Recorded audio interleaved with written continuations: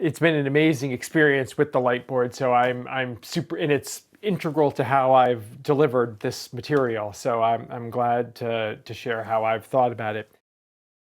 I'm Trent with Revolution Lightboards, and today I'm joined by Sean Willems. Sean is a professor in operations management at MIT and is also the Haslam Chair in Supply Chain Analytics at the University of Tennessee. Now, Sean, can you please start by telling us a little bit about how you were first introduced to the Lightboard? I had been fortunate that I had used the Lightboard at both MIT and at the University of Tennessee, Knoxville. And we could just see what the Lightboard could do. So it was amazing to see, of course, how much more immersive it is. I wanted to recreate the studio as best I could, when we moved to online teaching. And I wanted to be able to do things like, share an Excel spreadsheet with students and, share, any sort of web pages. Also, if there was a document camera where things needed to be done. But in particular, I wanted to be able to sort of dive back and forth between this setting and the Lightboard. So let's just, quick do it.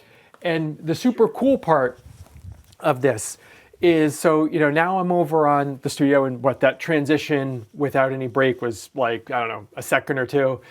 So, I can move back and forth. And on this side of the studio, well, as of course you well know, there's this sort of shock and awe effect of the studio. But the other sort of really powerful part is that you can create overlays. So of course I could also write on the board, and the board's right here. And so you can just get students right there. My students still send me notes on this, like, hey, how are you writing this? So there's this initial, it's still novel enough, but yet, what I think is the real powerful part of the Lightboard is it's not just a novelty. It actually really does drive learning. It's like you were in the presentation, and that's amazing. And at least in the studio that I've designed, you can very quickly jump back and then be on the other side of the studio, and now you're back over here. Some people that do this kind of stuff, they know video. I didn't know a thing about video when I got started.